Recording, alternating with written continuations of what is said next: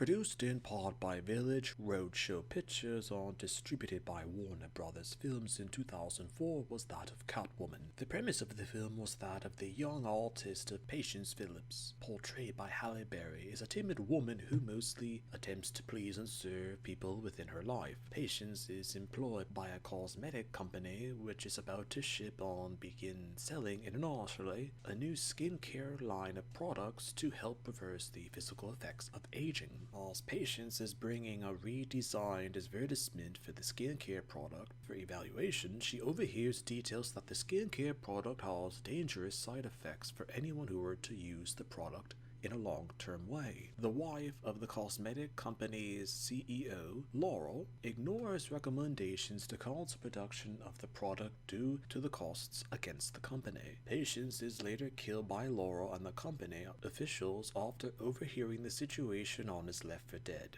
However, Patience is later revived by the Egyptian goddess of Bast. As through circumstances in the film, Patience comes to the realization that she's now a quote-unquote Catwoman, and reborn with abilities and features that are beyond a normal woman's reach. The film later has Patience search for Laurel and eventually get her revenge against her as Laurel later dies at the end of the movie, and it concludes with Patience embracing her destiny as Catwoman and enjoys her newfound life. The concept of a modern Batwoman film dates back to 1993 when Warner Brothers were developing Batman Forever, with a Catwoman-themed spin-off film which was announced at the time, as the decision was to recast Michelle Pfeiffer due to casual film audiences recollecting her as Selina Kyle from the 1992 Tim Burton film Batman Returns, as Tim Burton was originally connected to the project as director, but due to various problems, everyone associated with the film later left due to situations relating to the production, and the film was left unmade for a decade until 2004, when Warner Brothers decided to produce the film with minimal effort and intentionally selected Halle Berry due to the fact that she was originally attached to a spin-off film, Jinx, of her character Jinx from the James Bond film Die Another Day, released in 2002. With Halle Berry still known to casual film audiences of the time, the hopes were that audiences would see the film in part due to Halle Berry.